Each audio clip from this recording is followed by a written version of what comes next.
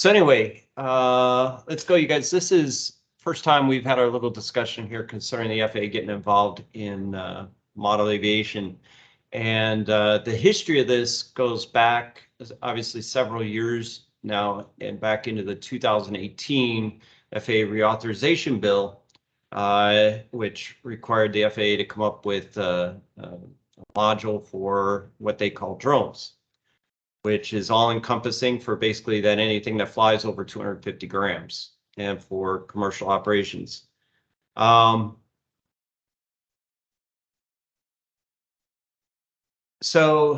far in what I've seen from the FAA, one of the things that's very obvious is I never see a reference to fixed wing stuff. Like if you look at all these guys, like when Sean and I do our Zoom calls with them, they all have Mavics in the background. They don't have anything representative of recreational model aviation.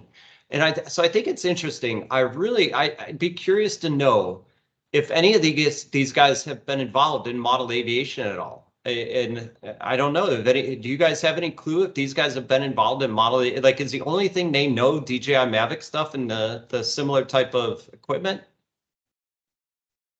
I've seen the same, Paul. It doesn't seem that we have the recreational representation, at least not as we know it. No, not at all. Or the educational representation, which is critical. Yes. And that's kind of why, I sat back the last couple of years and just kind of watched this, right? And I was like, this ain't gonna really happen. Like, this is like ludicrous. Like, it's insane that to strap model aviation with the burdens, right? One of the things that interests me is that it was the bad actors that got us here, right? It was the Mavic that flies over the Super Bowl. It was the guy that flies the Mavic at LA Airport to catch an air. Those are the guys that got us here in the first place, right? For the most part. And the FAA just casts this net over the whole hobby to try to capture everybody, and it is such a misguided net. You know what I'm saying? Anyway, it's not good.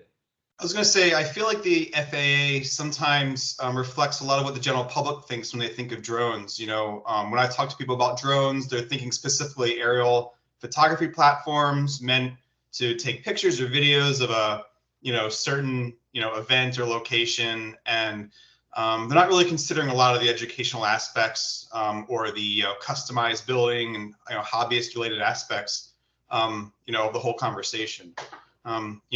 I try to educate people, showing them what other types of applications aerial equipment can have. And even in my local community, recently I was hosting a tiny whoop race. Those are sub 250, really small quadcopters, and the city of Long Beach told me, well, you can't fly drones in Long Beach. And I said, well, what if we call them aerial robotics? And they were actually okay with the term aerial robotics. As long as we said they were aerial robots, it was perfectly fine to show them off and demo them to the first Friday event that I did the demo at. And once we kind of showed the public what we were doing and everything, they're excited about it. They learned a lot about it. They saw how relatively safe everything was, the way that we were controlling and maintaining everything, and everyone kind of wanted to be a part of it all of a sudden, just because of the excitement.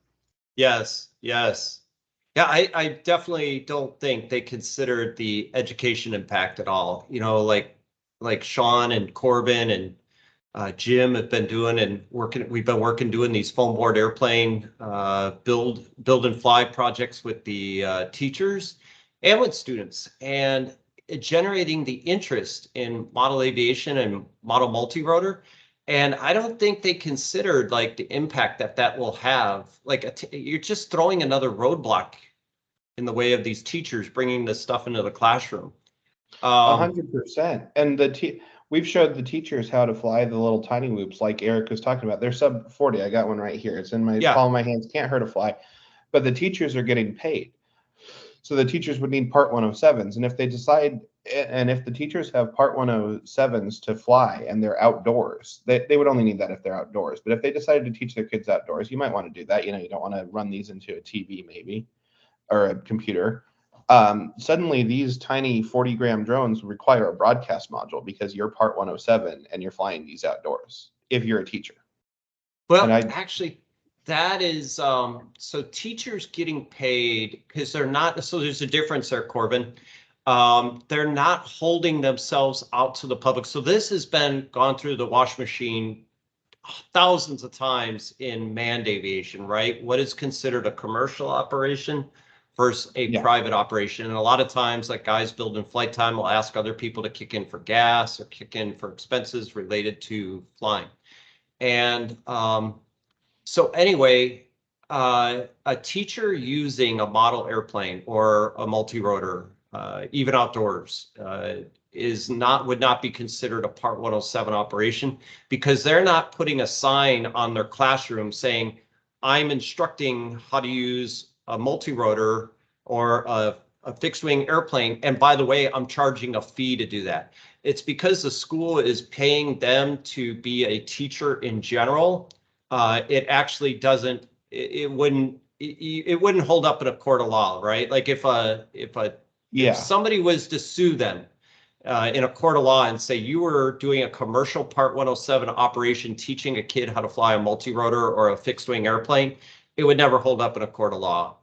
Okay, that's an interesting and that's a good distinction. But Paul, there's still a lot of a gray area, right? Because there has been criticism over people who have YouTube videos that they posted of their aerial flying, and simply by monetizing their channel, all of a sudden that becomes a Part 107 requirement. A lot of people do get Part 107 just in order to be able to get LANC authorization or being able to fly in certain airspace that amateurs and hobbyists might not be able to fly in. So there's still a lot of good reasons to have a Part 107, which of course I have one as well, even if it is related for educational purposes, to fly under those rules and guidelines. Yeah. But my whole point being is if the FAA interprets what is a commercial operation the same way they interpret it in a manned operation.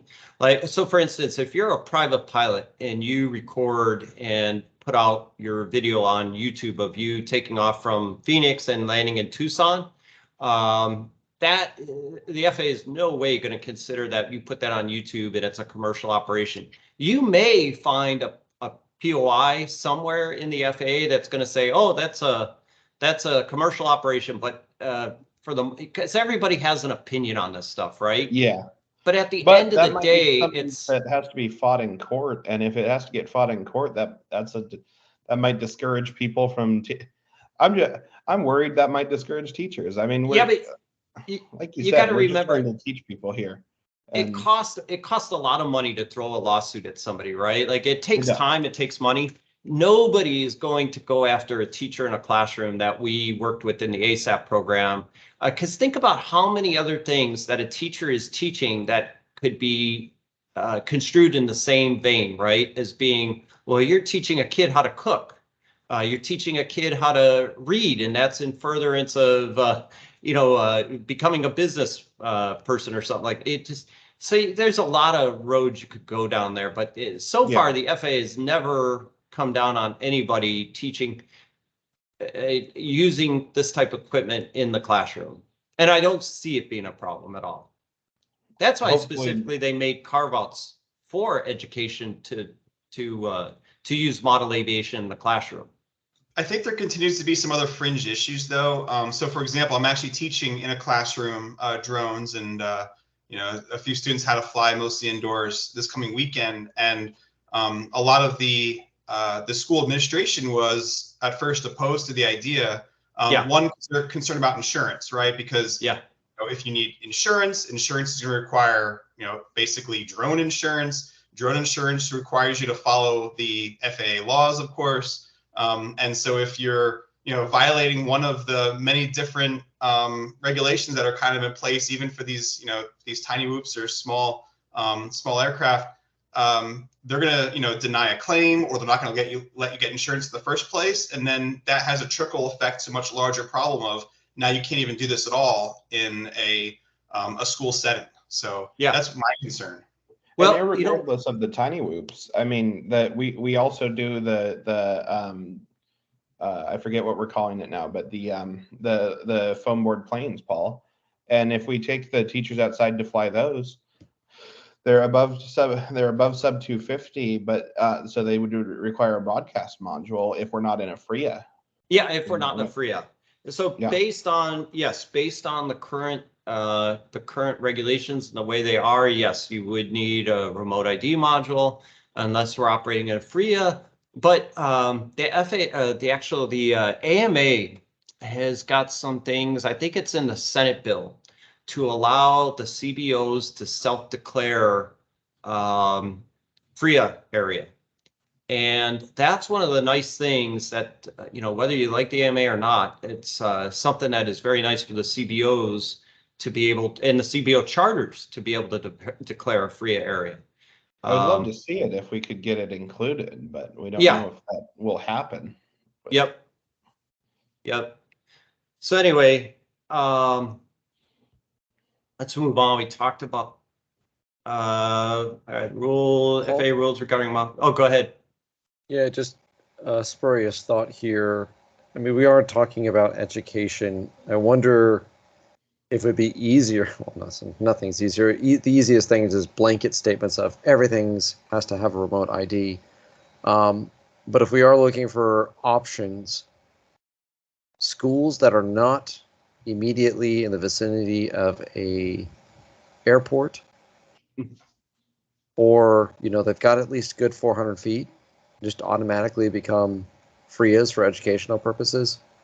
Yep, that might be something interesting to pursue. That is something that that I wrote up in the document here. That if you're a school, you automatically get a FRIA for your your football field, your soccer field, your multi-use field, whatever it may be. That is something that I would like to see added in the future here. Right now the FAA went and dug this big hole, or however you want to say it, right? And now it's up to us to kind of start filling that back in with, the real world application, or, how to undo what the FAA is throwing out there, right? And make this more palatable. Yeah, and I'm hoping the self-declare FRIA makes it a moot point, but they seemed very not interested in having schools have a FRIA at all. They were interested more in you either getting a one-off waiver or some kind of some other solution, or just buy the one FAA representative was like, just go buy a bunch of RID modules. You only need one for each instructor, or one for each plane. You can move it between planes. And I'm like, that's great. That costs more than my whole fleet of planes. Yeah. In the classroom. And I don't think that these guys understand that, like, even if a module costs, $10, if we can get a module down to $10, that is something in an education budget, especially in Arizona, where we don't really, our schools are not well funded here in Arizona, right? So when a teacher brings something into the classroom, that extra $10, and if you have 10 kids with 10 airplanes, that's $100 extra for, and it's real easy for a teacher to say, you know what, the cost of this is out of control. I just can't have this in the classroom, right? So it's a shame from that perspective. So yeah, definitely. Any other comments on any of that part right now, you guys? Well, I mean, I think it's also worth kind of arguing that even if the cost was completely free, even if the FAA said, you know what, we have free modules, we're going to give them out to anyone who wants them, there's other costs that are going to be associated with that, right? And that's going to be the ability to even mount these in a safe way, to put these onto when you talk about education, a lot of these things are experimental. You're teaching people how to fly for the first time, teaching people how to build, and you're trying to find a location here that is going to add weight to a system, is going to add risk to the system when you're flying. So that much more mass you're adding to something. In some cases, you're going to be maybe doubling the total amount of flying mass on a vehicle in order to perform this remote ID, right? And that's just increasing the risk compared to what we had before for very, very marginal gain, relatively. Yeah, and to me, Paul, I think the big thing that's got me puzzled about this is what problem are they trying to solve? You know, Yeah. they generically say safety, but there's nothing about strapping this device on my plane that makes it any safer. Yeah. So you know, it's bad. It would help us to understand what problem they're trying to solve specifically, because you know everything they've cited doesn't make any sense. Oh, there's an environmental concern, so that's why we can't make this a FRIA. But if you put a remote ID module on, we don't care anymore. You know, or you know, you might fly over people. Well, it's already a problem to fly over people. The remote ID doesn't have anything to do with that. You know, so I just don't know what problem that remote ID is going to be solving. Sean brings up a really good point, you guys. This whole remote ID, it's like I can't even make up a problem to solve with remote ID. I mean, except for like a commercial use, right? I see it if you're in a commercial use, okay, to have a remote ID module. But how many things in manned aviation don't require a transponder or ADS-B? I mean, ultralights, power paragliding, hang gliding, Hot air balloons. yeah, hot air balloons, no requirement for any kind of transponder, ADS-B. It seems like, let me go. It seems like the FAA, the people that were in charge, that they put in place to regulate this thing, had no idea what they were regulating. So they went out to a couple AMA fields, maybe they went to a couple multi-GP races or something, and then they just cast a broad net over the whole without fully understanding what they're regulating. I see one very specific, positive use case of remote ID, just one. Yeah, and go that, ahead. So when I was actually in Chicago for the 4th of July and enjoying a fireworks show, there was someone who I believe was kind of flying not a Mavic, but maybe a Phantom or something. Not in an ideal way. It was after dark. It was over people, trying to go around the fireworks, things like that. And, had I known exactly where they were, I probably would have informed them, hey, don't fly over people. It would have been, nice if you kind of stayed away from the crowd if you're trying to do your photography, and make sure that since we're still on private property, technically it's okay. So, my vision in all times is to kind of educate people when I see someone maybe violating things, not because they're trying to be malicious, but because they just don't know, or they don't realize they bought a drone off the shelf at Costco and they want to go fly it and they don't even know the regulations. And so Most common problem I think we have, to be honest. Yeah. So just by kind of knowing, I can figure out where they are anyway, just based on their flying, because I can kind of see how they fly away from themselves or whatnot. But that's really the only kind of use case. But for that specific to accomplish that specific ground knowledge, and then cast a net that downs basically all other types of remote, aircraft or remote quad usage is crazy. It's ridiculous, right? And there's just a lot of other approaches that can be taken to accomplish the goals that I just described there without remote ID, that also supports us in other ways that can make the whole community be able to do what they're continuing to do.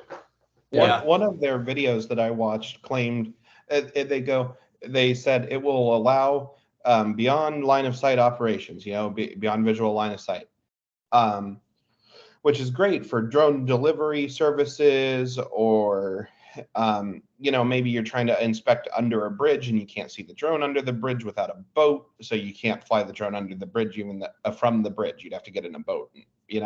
We've seen that sort of thing in the past, but those could be allowed with you could say, instead of saying you have to have remote ID to fly, you could say to do beyond visual line of sight operations, you have to have remote ID. And I think we'd have a lot less pushback, but it doesn't say that. It says everywhere. On that same vein, I think it's very similar to the ADS-B requirement for GA. It would be, it'd be like if they dropped a net and said, no, if it's in the air, it needs ADS-B. So now you got all these hot air balloons and ultralights going, well, what do you mean? And they'd be in the exact same boat we're in, where we're just like, we're confused because it doesn't make sense. But the problem is no one, like you said, I don't think they put enough research into it to figure out, the impacts that this has downstream. It's not as simple as strapping a pager to your airplane. There's more to it than that. Yeah. So, Paul, you started out this conversation talking about the bad actors, and I think the struggle that we seem to be having right now is understanding the frame of reference to the FAA, and those people that have put these laws in place, they're under certain pressures, right? They're trying to protect the American public.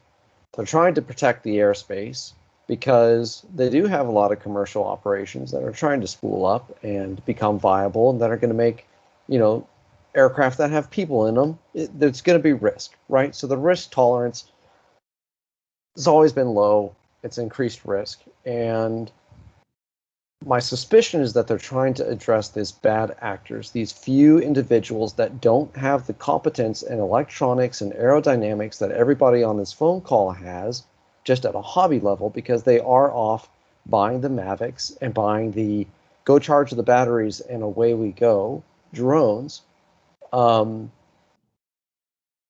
because there's this conversation of, there's evil and then there's competent evil. Competent evil is bad, but incompetent evil can also cause harm, right? Very true. So I think they were probably under pressure. They had to put these laws forward. They had to address both. I mean, they're probably trying to address the incompetent evil, right? Because anybody that's bad enough can go off, design their own plane, strap a bomb to it, and away they go. That remote ID is not going to address that. No. So just trying to frame it, I don't think they're necessarily trying to attack the hobby. They probably just didn't have the time to put in all the reasonable preclusions that allow us to not be worried from a hobby perspective, allow us, as teachers, those of us that are or in the educational field, be worried about this, because we're never really going to be a concern. We don't want to crash our drones into, general aviation or anybody else. I mean, we never want to lose our drones. Those are a personal investment. We enjoy them, simply put. And when it comes to kids, we want to make sure that they're having a good experience and that they are learning. That's our focus. Simply put, we're not bad actors, and it's the unreasonable people that I think that they're trying to address, or just the incompetent, careless people. Yes. No, I totally agree. I mean, I think some of you might remember, what was it, like 4 years ago at the Balloon Fest in Albuquerque? DJI had they had the capability to monitor every single basically DJI product that had the in-house DJI released the air. I forget what they called it, but it was basically a radar for DJI drones. It was meant for It was meant for airports and stuff to put in their towers, and basically you can detect any DJI drone within a 5-mile radius, and that's all well and good. But most of the 99% of the off-the-shelf drones require a cell phone app to fly, because that's just what they do. I took off my Mavic the other night on the 4th of July to watch the fireworks, because I can't see them over the rooftops, but I can take the drone off, 30 or 40 feet or so in my courtyard and see them. And the DJI app requires me to enter my phone number and authorize I'm allowed to fly here. And I say yes, but that accomplishes everything they're trying to do with bad actors there, without this remote ID thing affecting everything else. Yes. So you could add something like that. Every off-the-shelf drone that can fly autonomously has to have that pairs with a smartphone has to report who is flying it if requested, or something like that. But it's not that. It affects home-built drones, sub 40-gram tiny whoops. If you're a Part 107 pilot, if you took the test that says you can fly responsibly and you try to fly your tiny whoop for profit outside, you have to register it with remote ID and have it broadcast, because this might kill someone. Could be used for a nefarious purpose.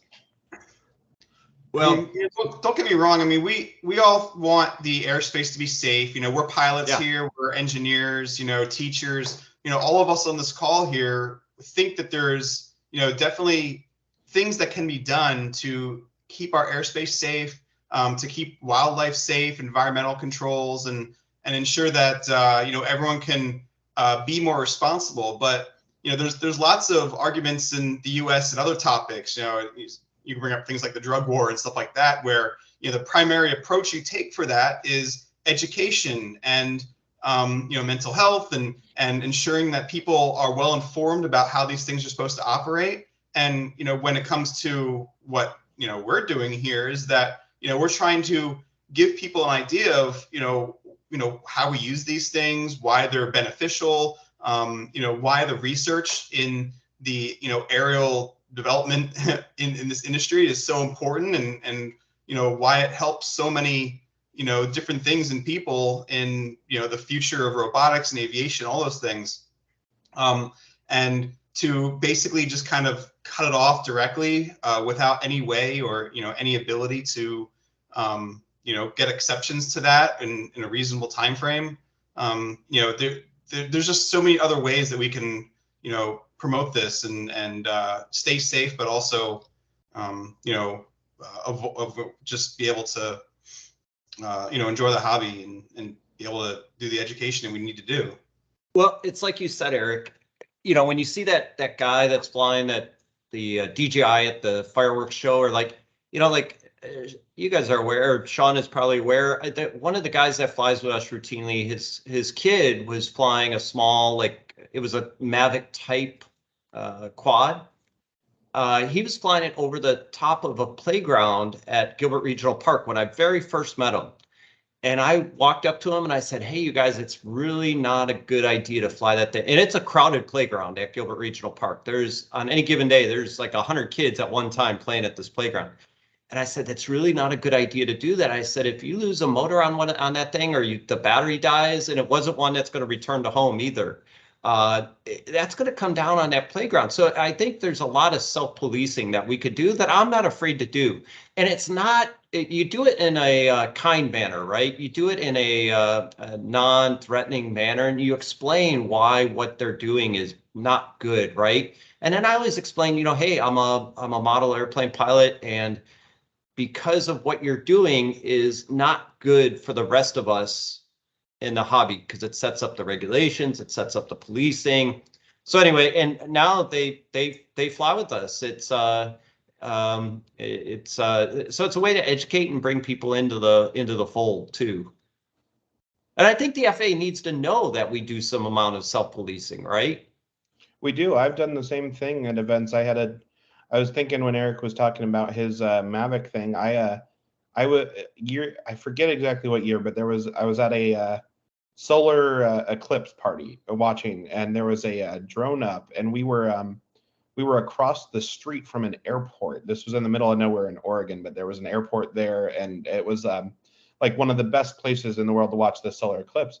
And I saw, like 3 Phantoms up, and I did the same thing as you, Paul. I walked over to them. I'm like, hey, guys, you're not allowed to do this. And guess what? None of them knew ever. They did not know they couldn't fly there. And once you tell them nicely, they usually land, because they're like, oh, yeah, I guess it might not be a good idea to fly my DJI Phantom across the street from an airport. Right. Yeah, and like we've all know, we know this is who the FAA is trying to, in my belief, this is who the FAA is trying to rein in, and they're trying to rein in the potential 9/11 aspect of what could be done with this, right? But it's we're far from that, and it's bad actors. A bad actor is going to do something bad, whether or not it's regulated. They're not going to say, wait, hang on a minute, before I fly this, C4 pack drone into a building, wait a minute, I better make sure my RID module is working before I fly it into the building.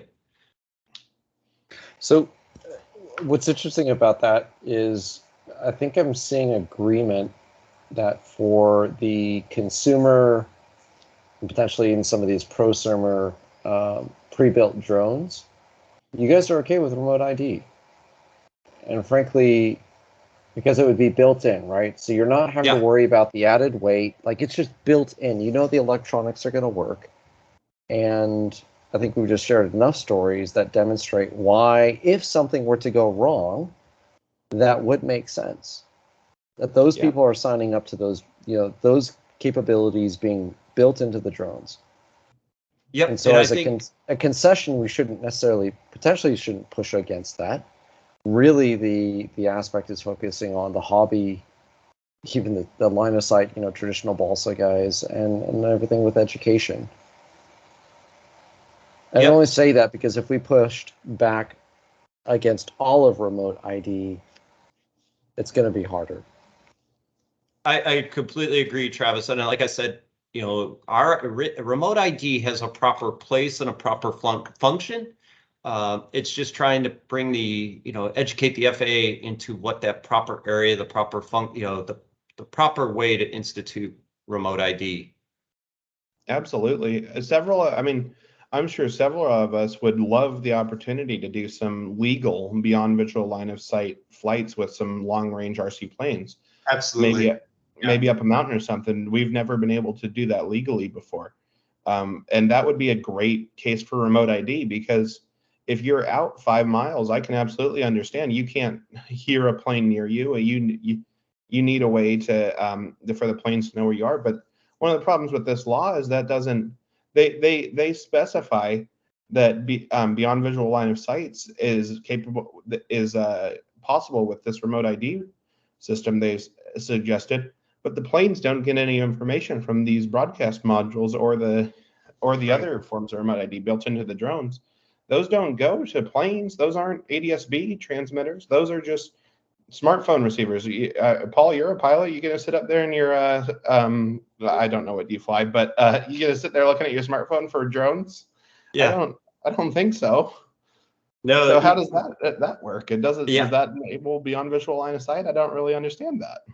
Yeah, RID does nothing to deconflict. It doesn't interact with ADS-B or traffic management. It's just simply a I hate to use the word Karen because my wife's name is Karen, but it's it's as Ken and everybody else call it. It's the Karen app. It's so that the nosy bodies can see who's flying that drone.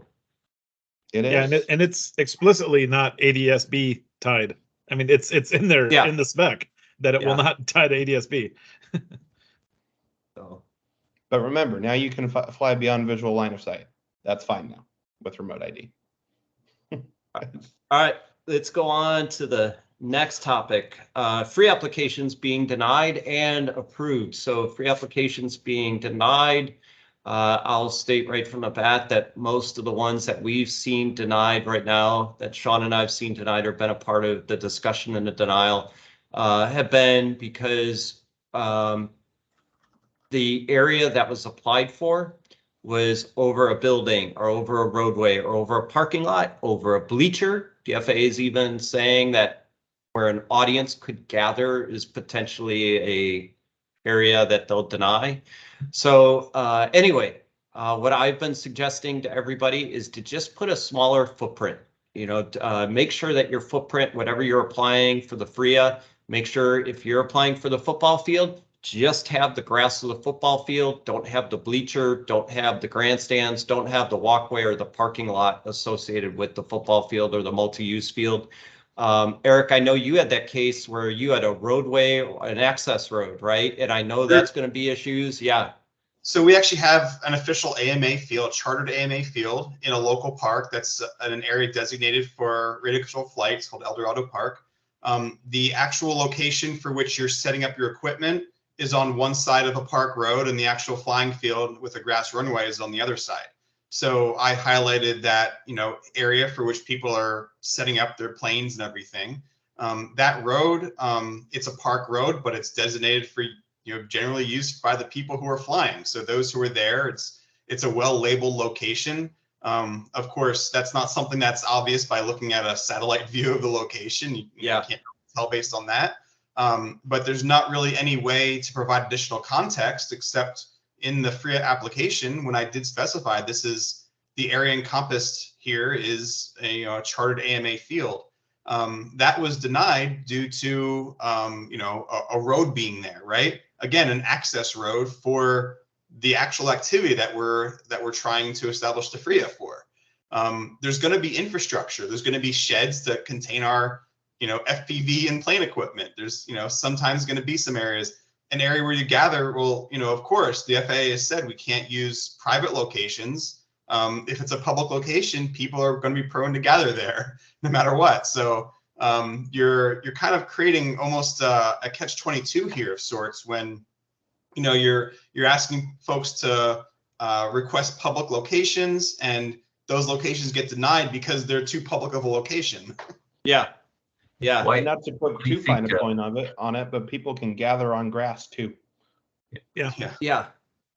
Why do you think Well- that the FAA is denying or won't approve private property? I mean, what's They've the said as rationale? much. Go ahead. Sean, go ahead. Oh, I was just going to sorry. say they've told us as much. They've Yeah. told us that Yeah, specifically. I mean, what's the rationale? You know, the scenario you've got someone out in Montana with 100 acres and they're out in the middle of nowhere.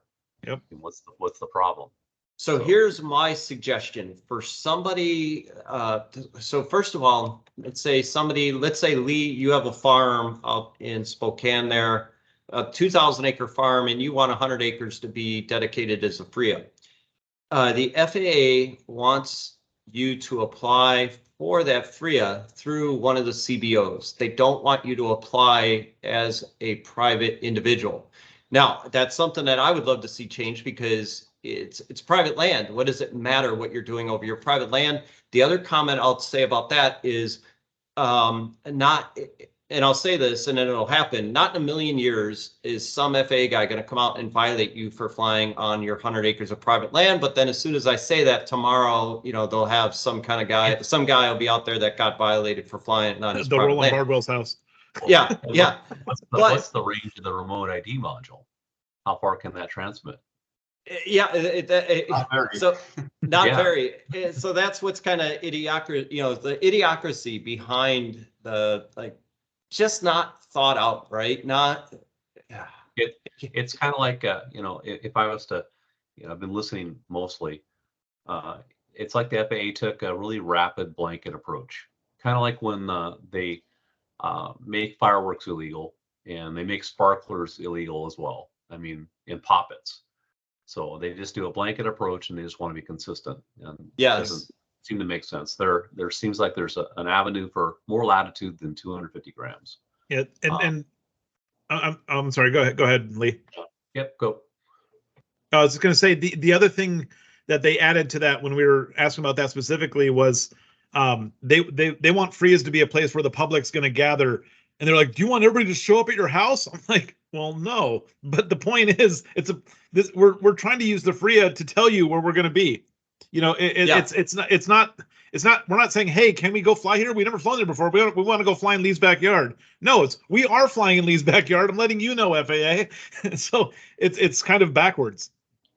Yeah, that was their hesitation too with approving like a soccer field at a high school or football field at a high school.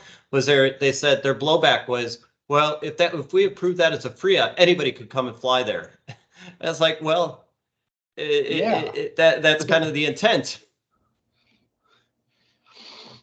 Yeah. Anyway. With permission of the landowner. Well, anyone could fly there. Yeah, isn't that kind of the point?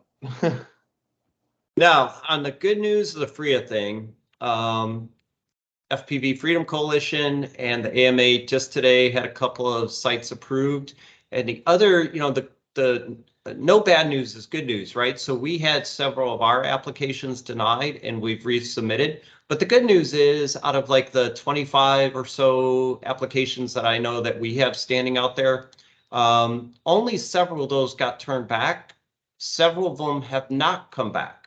And the ones that did get denied, I reapplied with a smaller footprint because at first I was like, okay, well, this is where we fly. And it does happen to go over that roadway or access road. And, you know, I rewrote it so that it didn't, or I redid the boundaries so that they didn't fly over something that would give the FAA headache. And because at the end of the day, if you fly over that access road, is somebody ever going to be out there with a yardstick measuring that you flew over that roadway? So anyway, but the good news is that some of the FRIAs oh, go ahead. Is the common public going to know if you say I'm flying in a FRIA? Is the public going to know what the boundaries of the FRIA are? Yeah, that's the other funny thing about this is, you know, does the general public know where the FRIA sites are, right? I don't know. That'd be a great question. They've got all these smartphone apps to track the drones, and the public's supposed to look and report suspicious activity. What if they see 18 drones flying at a FRIA site and they don't know that it's a FRIA site? I mean, they might report that as suspicious activity, but you're flying in a FRIA. Well, Yeah. and to be clear, you know, if I'm the manager of Drone Scanner or whatever the Karen app of the day is, oh, I'm going to draw the map. Say, oh no, that went a millimeter out of the app. Call them in. You know. Yeah, haul them in. GPS inaccuracy.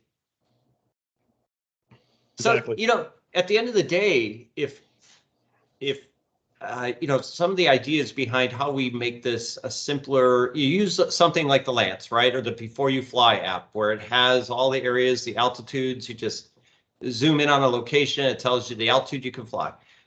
FRIAs should be incorporated into the Lance app. You know, they already have all the airport boundaries and all the altitudes. Okay, so put the FRIA areas in there as well, right? And now the other thing, if we get the ability to self-declare, they got to have a way for us as a CBO in a Lance app or the Before You Fly to just drop a pin, right? And then maybe expand it out with a radius and say, that's where our FRIA is today or wherever we're flying. And it goes from the surface to 400 feet or the surface to 200 feet or whatever. I think that would be a simple, quick, easy fix to this, what the FAA has tried to blanket statement on. Yeah. Well, I mean, and if it kind of accomplishes the same thing, if you've got it in the system that says, here's this bubble, there's UAS here. Well, how's that? You know, it's. I mean, you have to be honest and stay in that bubble, right? But it, you know, if indeed the whole point of it is to say, is that a valid operation? Well, yeah. Is it in that bubble? All right, then leave it alone. You know, it's that simple. Yeah. Or make a remote ID beacon that just says, whoop, if you're in this circle, you're okay. It's like a force field. We're okay. Yeah, no, you're exactly right, Sean. I mean, I'm even worried about the technology that the FAA is recommending for these that would get someone potentially in trouble even if they were trying to comply, right? Because they're recommending Bluetooth, right? So, I mean, Bluetooth is designed to be a short range system, right? It's designed to pair your headphones to your phone, right?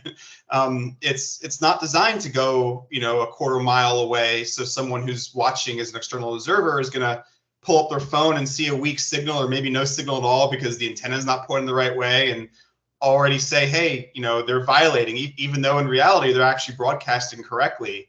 You know, not to mention that a lot of this technology is running on the same frequencies that our own radio receivers and transmitters are running on. So the technology itself is kind of putting the aircraft operation at risk when you start congesting the airspace with additional radio signals. I'm very worried about that, especially with some of the cheaper radio systems that are available out there. You know, I don't want to name brands, but some of the cheaper radio systems might really struggle with having a remote ID, a 2.4 gig Bluetooth transmitter on the drone, the airplane, whatever, and then right next. Some people might accidentally mount that right next to the receiver, or you know, and you might fail safe and just crash out of the sky because of that. Or if not itself, other aircraft that are in the vicinity as well could be putting out a stronger than expected signal. Oh yeah, just we're going to get the radio spectrum nice and congested, especially at like AMA fields and stuff. I mean, imagine Flight Fest where they have that the crash into each other event. Now that might be great for that, but if all those planes suddenly have to have Bluetooth broadcast modules along with the 200 radios out there, I mean, imagine that spectrum. I'm flying Dragon Link that day. No kidding. All right, well, going on to how do we, well, let me see here. So some of the solutions, you know, we've already kind of talked about its effect on education. You know, the FAA or the AMA right now, actually the FPV Freedom Coalition and Flight Test are on a mission to try to get the weight limit up to 1 kilogram to be exempt from remote ID. I'm all in favor of anything that provides relief to us as hobbyists and in the classroom as educators. The other, you know, possible exemptions I could see, and Bruce mentions this in his videos too, is an exemption for private property, right? On your private property, you don't need to comply with remote identification. Shielded operations, right? So shielded operation is kind of a new term relative to the whole industry, but basically below treetop level, below building level, or, you know, basically you could almost say below 400 feet, AGL is almost a shielded operation for all practical purposes. You know, these are things that if you ask Paul what his wish list would be of how we fix this, these are just some of the ideas that, you know, that I had. And we also generated some other ideas here in the conversation of how to walk this back a little bit. The other thing that I want to hit on too is model rocketry beat the ATF back in like 2002, 2003 timeframe, when the ATF really tried to put its claws into the motors that were being utilized, the motors that are utilized in model rocketry. So we've got that going for us, that, you know, if AAA could beat the ATF in court, you know, I think we've got a leg to stand on here, right? Just kind of my 2 cents. Yeah, we're just gonna have the crappy interim until it's sorted out. Yeah. That's just it. You know, there's dark clouds on the, you know, the dark clouds in the sky ahead, but I think we can. My optimism is that we could work this through with the FAA, right? We can bring them along, educate them a little bit more. One of the programs that I've thrown out there for the FAA is to actually do our foam board build and fly program with them. And I've offered to go wherever they want to go, and we'll do it for however many days and however many individuals they want. Just because I don't think they understand, like, from the education perspective or from the recreational perspective. I don't think they fully understand what they're regulating. And I think if we do a program like the build and fly, it helps them to better understand. I think it's helpful to point out where remote ID actually makes sense and where that line kind of needs to be drawn. And I think we brought up a couple good points here, right? When we're doing something like beyond line of sight operations, or when we're operating in a very congested area, or, you know, potentially outside of a flight envelope, we've talked about a shielded operation. You know, to me, those are actually kind of enablers, right? If you want to be able to do quote unquote riskier operations, you know, with your quads, things that aren't a direct line of sight or educational or, you know, kind of immediately in front of you or on private property types of things, then remote ID actually makes a lot of sense for those specific cases, because it will give the public awareness that there's a flight going on. It will give you awareness of where you physically are so that you can kind of maintain safe activities. And it could help police those that willfully violate that in the future. I mean, there definitely is a place for this in certain scenarios, but and there's a line, right? Because when your aircraft is too light, or it's so light that it doesn't have the capability to go beyond line of sight because the battery will die before it gets there, because you're stepping outside from a classroom to test fly a quad that you just built to see if it is stable or not, as a point of learning. Or I'm not even just talking about teaching kids, I'm talking about teaching adults. I have a lot of my engineering colleagues who have never soldered before, right? And so I was teaching them, they're 30, 40 years old, how to solder for the first time, because a lot of the technology we're using here is applicable not just to quadcopters and planes, but to robotics and major aerospace projects. Absolutely. I've had to fix my own electronics and other people's too.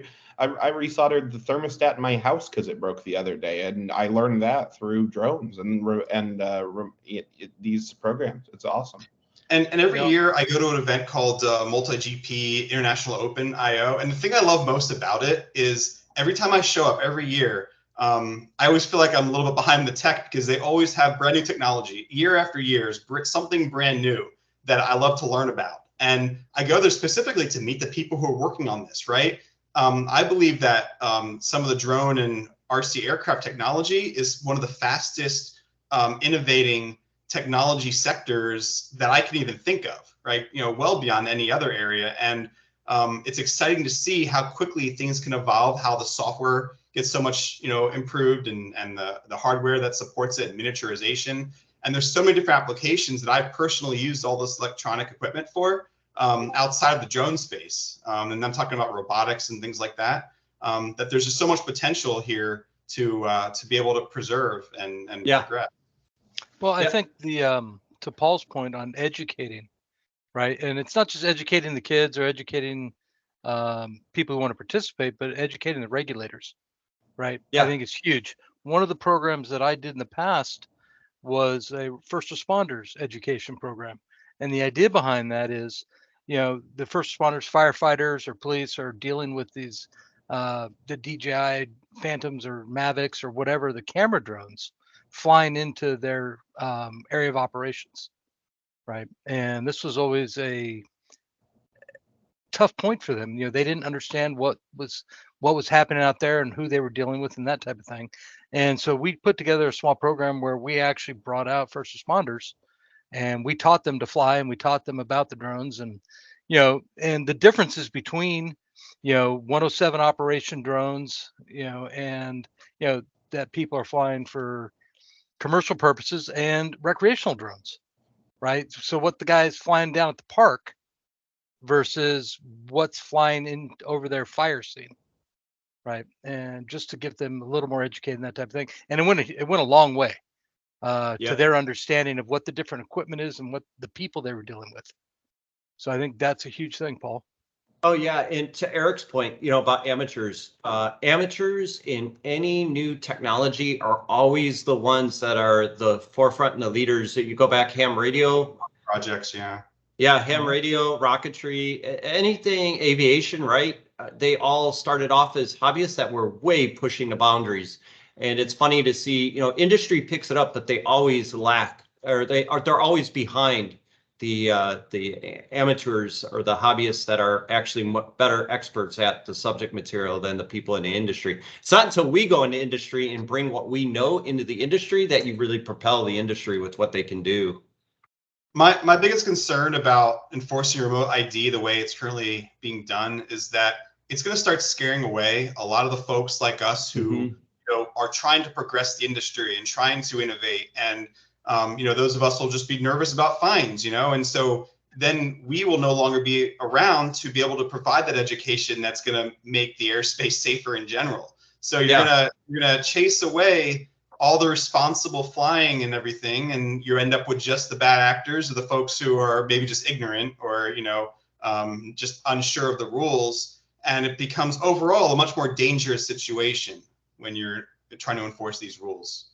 Oh, I over the course of the last few weeks, I've watched so many YouTube videos from guys that had a drug problem or some kind of addiction, and then they found model aviation or they found multi-rotor racing, and it basically cured them of their addiction because they found a new outlet for what they to take place of their addiction.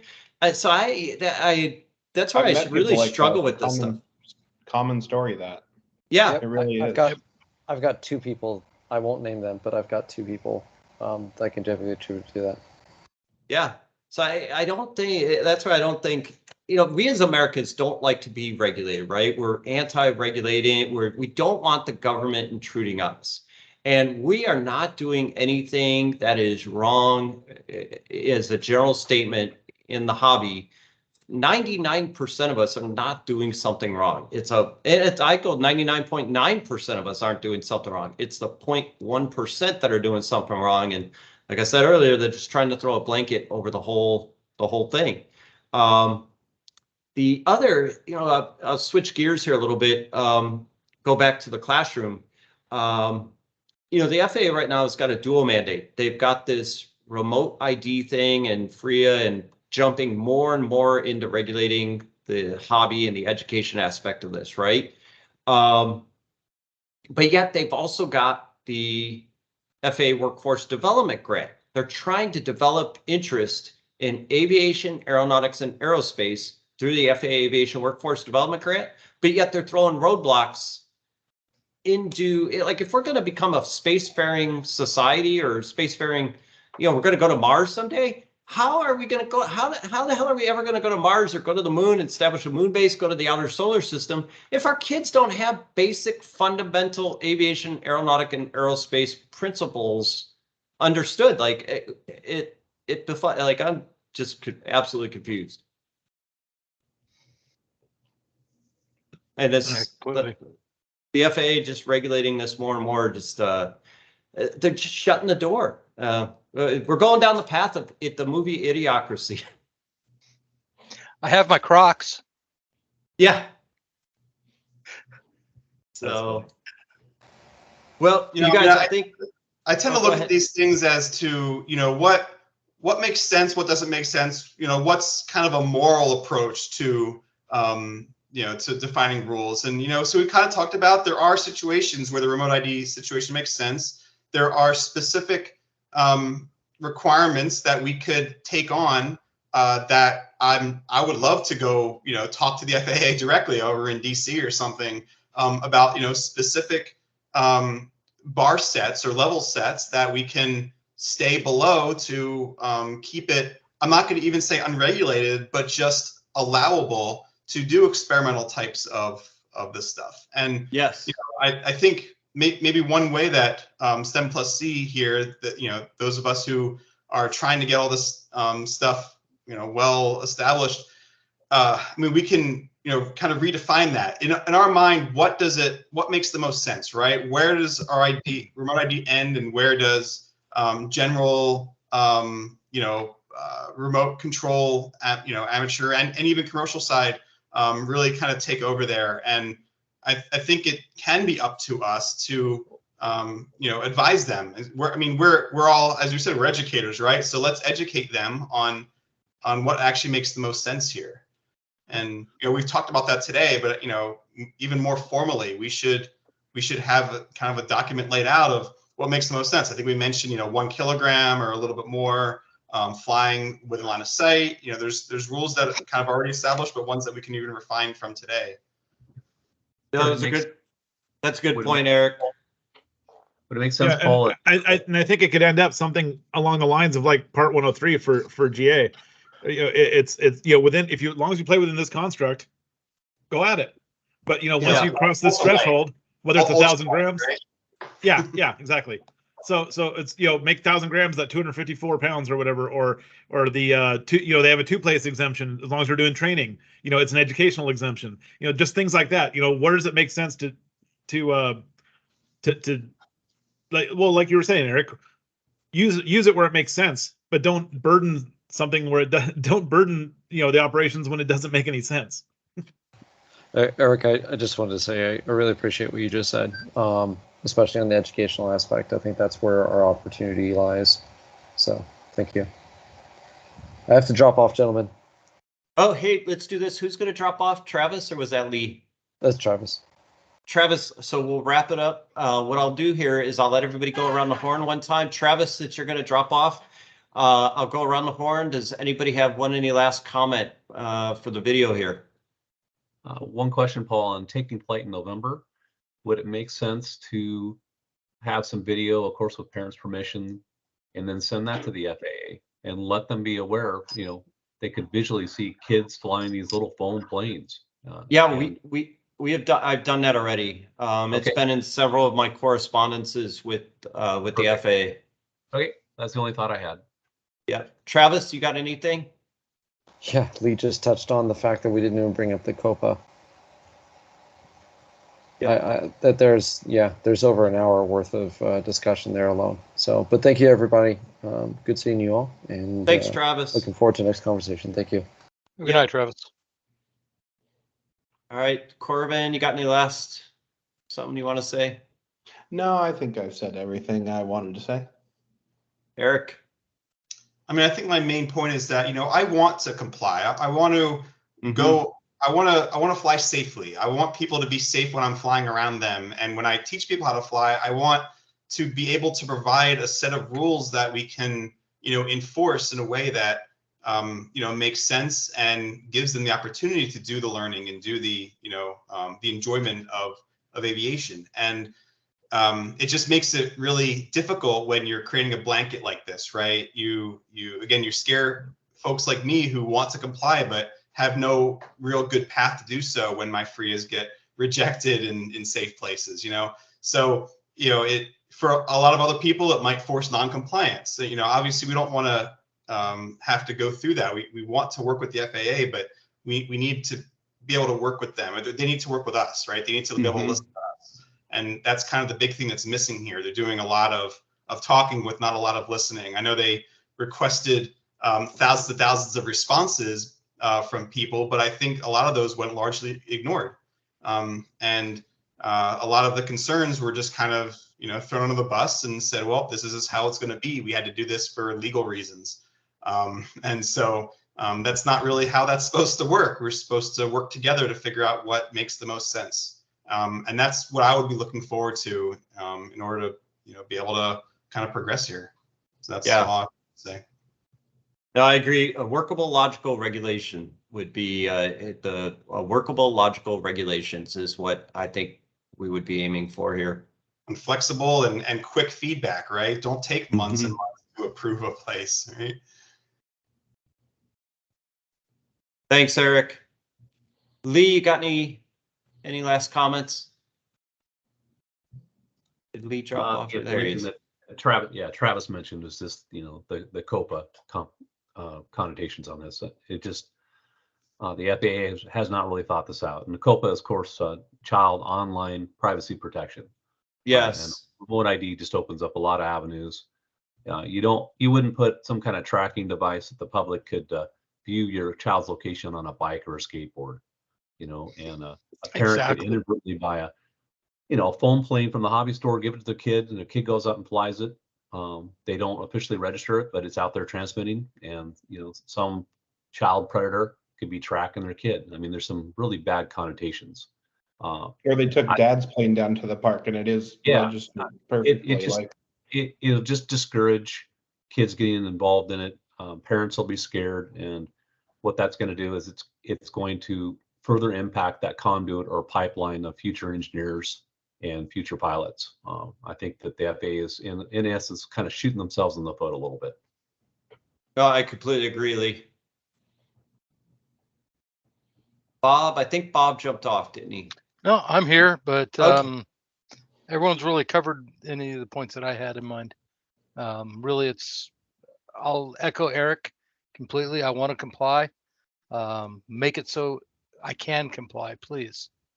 Yeah, exactly. AK, I don't know. He's been muted. He may just be listening, but Sean, you got anything you want to say in closing? No, just I hadn't thought about it till now, but like Eric and Bob were just saying, looking for a path to compliance, and I think FRIA honestly is the only way that's going to work under this current set of guidelines we're under. But I'm actually very concerned about taking flight now, because how are we going to do this and still be compliant? Yeah, it's going to be difficult. Yeah, it's November 4th. I did apply for both areas, the Discovery Park across the street, and I also applied for that little tiny area as well next to the school. We might have to get a waiver or apply for one anyway. Yeah, no kidding. No kidding. Yeah. All right, that's it. That's a shame. All right, you guys. That's all I got. Thanks for joining the call. We'll try to do these once in a while. If any of you guys have something that you guys want to bring up and discuss in the future here, just shoot me a text or one of the in Messenger, and we'll add it to our next conversation. But let's keep tabs on FRIAs that are getting approved. Hopefully, the next time we chat, we have some FRIAs that are approved and we can move forward. Yep. Sounds good. All right, thanks, you guys. Sounds like a plan. Thanks, everyone. Yeah, have a good rest of the night, you guys. Have a good one.